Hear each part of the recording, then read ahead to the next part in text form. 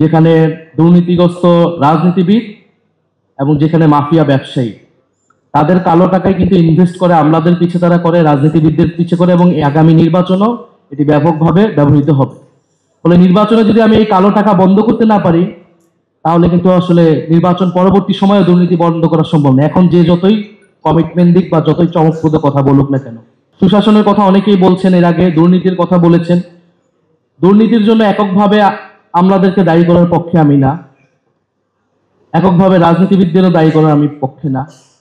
আমরা জানি যে এই দুর্নীতি পুরোটাই একটা চক্র, একটা নেক্সাসের মাধ্যমে পরিচালিত হয়, যেখানে দুর্নীতিগ্রস্ত আমলা, যেখানে দুর্নীতিগ্রস্ত রাজনীতিবিদ এবং যেখানে মাফিয়া ব্যবসায়ী তাদের কালো টাকায় কিন্তু ইনভেস্ট করে, আমলাদের পিছে তারা করে, রাজনীতিবিদদের পিছে করে, এবং আগামী নির্বাচনও এটি ব্যাপকভাবে ব্যবহৃত হবে।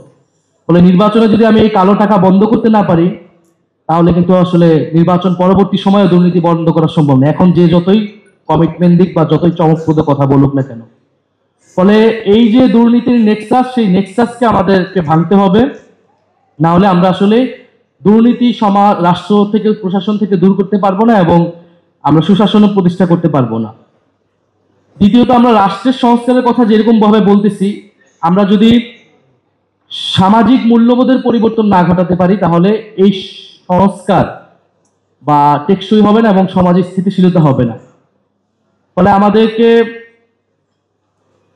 গণ অভ্যুত্থানের পরে সমাজে কিন্তু এটা ব্যাপকভাবে প্রভাব বিস্তার করে, মানুষের মাইন্ডসেটে পরিবর্তন করে। এটা হয়তো আমরা এখনো রিয়েলাইজ করতে পারতেছি না, কিন্তু সামনের দিনগুলোতে এটা আসবে।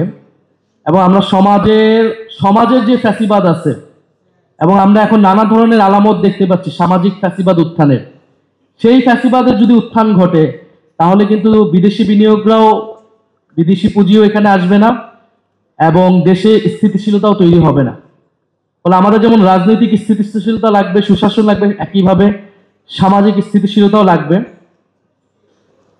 আমি মনে করি যে গণ অভ্যুত্থানের পরে আমাদের একটা সুযোগ ছিল, আমরা বৈপ্লবিক কায়দায় হয়তো অনেকগুলো সমস্যার সমাধান করতে পারতাম, সেই সুযোগটা আমরা মিস করেছি।